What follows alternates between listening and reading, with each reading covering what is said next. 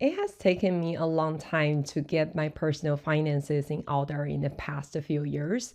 Along the way, I realized that healing my personal relationship with money was one of the most important parts of my personal finance journey. In this video, we're going to break down the 7 stages of money maturity, by the way, which is a great book that I highly recommend it. And I will also share with you some of my own journey in each steps and my own limiting beliefs along the way and how I overcome it. And so you can take inspiration from my own journey and work on your own healing. One of the biggest takeaway from the book is I learned that the true financial freedom is not just about the techniques, the budgeting, financial modeling, all of that we have been talking about in this channel, but it really starts with your personal beliefs. If you don't address the root of your money story, your beliefs, emotions, limiting belief patterns, it's almost impossible to make a lasting change.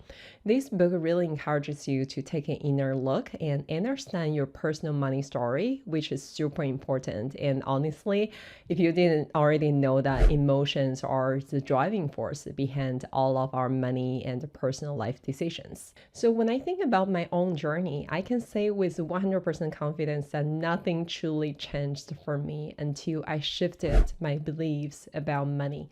So in this video, I will walk you through the 7 stages outlined in this book and also share examples from my own life. Let's dive in. Stage 1 is all about childhood and how you first learned about money. This comes down to how we see our parents handling money and the beliefs that starts forming when we're watching them. At this stage, we started just to pick up on some ideas and not really understanding much. Stage 2 is a pain. When the reality about money hits us, usually they start from your middle school or high school, and this is when we started to noticing that everybody living a different life conditions and not all the amount of money is the same. And for me, this was very eye-opening. I saw the differences amongst my classmates, and it made me start to think about how I wanted to make changes to my life. So that led me to choose economics as my major in college, and it brought me closer to the understanding of the financial world. Stage 3 is about gaining the knowledge, learning the practical stuff like budgeting and investing. For me, this stage really took off when I went for MBA and I learned how to budget, invest, and even financial modelings. This becomes the foundation of my financial skill set. Moving on, 4th stage is about understanding. This is about developing the emotional intelligence around money. Think about it like how do you handle fear, anxiety, and those limiting beliefs that we all have. This stage is tricky because even if you know all the rules and all the foundations and all the knowledge about money, putting it into practice is a completely different story. I'll take myself as an example. Even after graduating from the MBA, I was lucky enough to land on a 6-figure job, but even then I was struggling with the anxiety about investing, and greed also creeps in, and I made a lot of risky investments at the same time that I was super anxious about the decision, and at the result it wasn't ending well. I ended up losing a lot of money. And up until the year 2021, which was one of the biggest personal transformation year for me, and I started to look back and took a hard look of my past financial decisions. I started to realize how much money I've lost, and that experience really forced me to take a deep look in my toxic relationship with money. The next stage, called Vigor, this stage is all about actively pursuing your financial goals with energy and, most importantly, discipline. Discipline is a key here. I truly believe that developing a discipline around managing your finances and investing is one of the most powerful skills that you can learn in your financial freedom journey. So in the year of 2021, after a lot of hard self-reflection, and I started budgeting and investing and put just a couple $100 a time in my investment account and watching it grow slowly. It feels like a slow burn and nothing happening at the beginning. But here's the key. I stayed super disciplined. I stuck to my investment plan and saving plan no matter what. And over time, I realized that this is the consistency, the discipline, and it really compounds. It becomes like a habit, like a muscle that you will build, and eventually it becomes automatic, second nature, and you don't even have to think about it. That's when you start to see the reward. Sometimes it's years down the line. This leads to the sixth stage, the vision.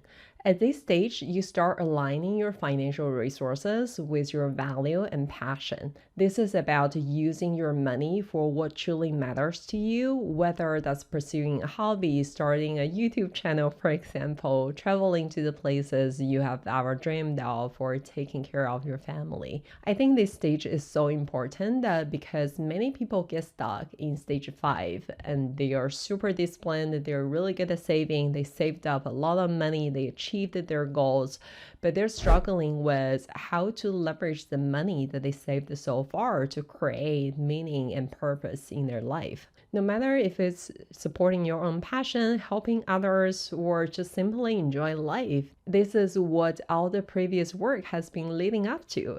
The final stage is called Aloha. This represents a state of bliss and abundance.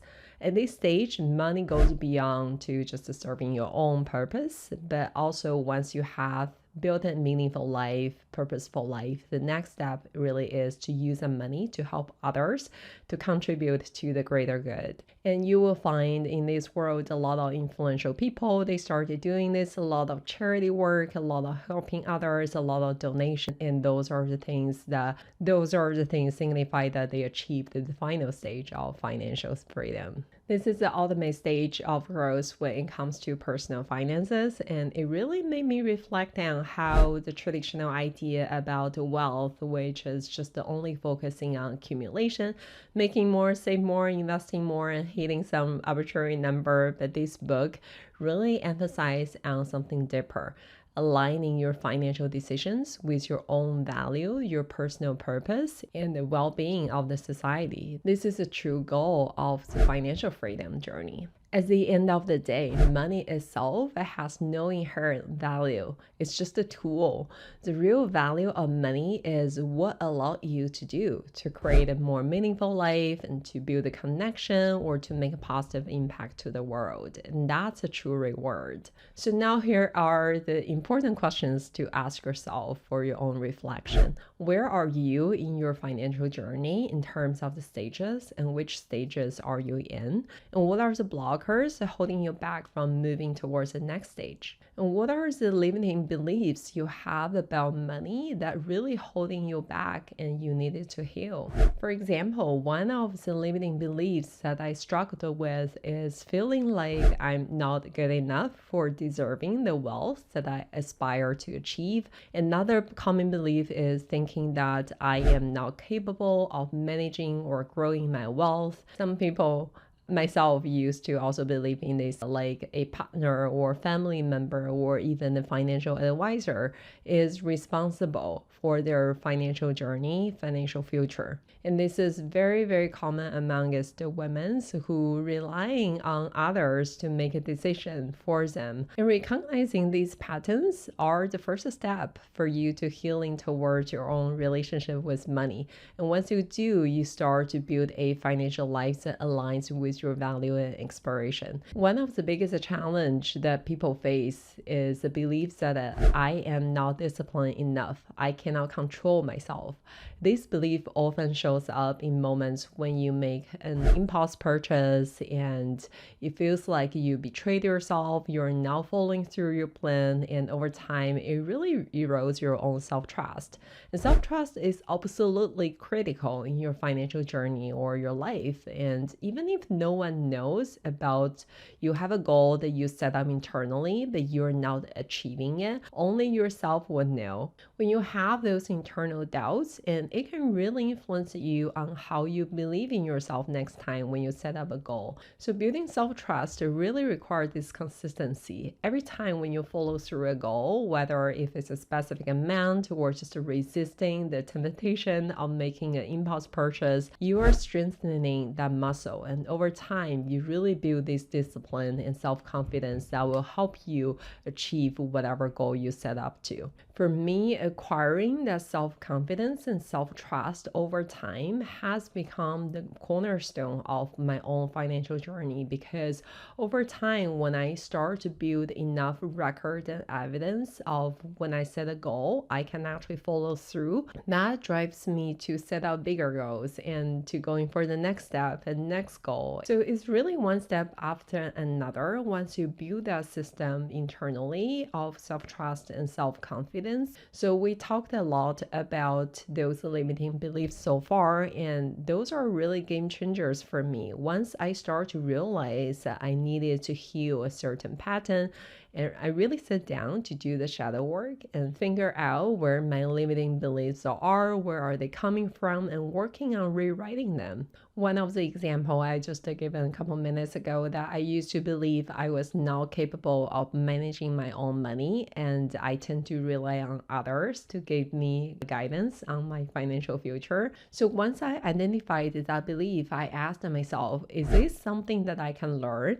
The answer is yes. So I started educating myself and learning about how to do financial modeling, researching the companies, and identifying the gaps in my personal toolkit, and start to building that. So by identifying the gap and closing the gap and build up my own skill, and I start to rewire that belief, because my fundamental personal reality also changed at the same time.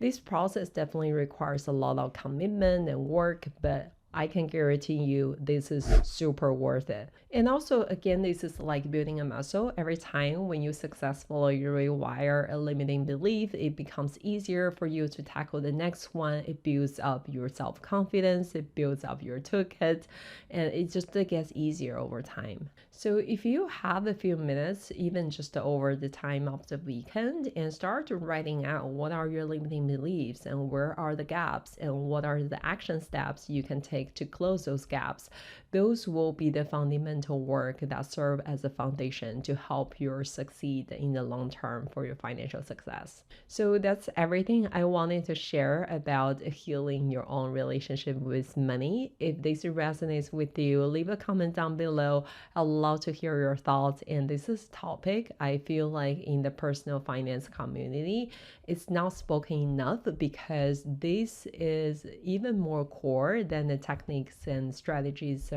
everyone tend to be more focused on. And without getting the relationship with money right, it's very, very hard to build a long-term success.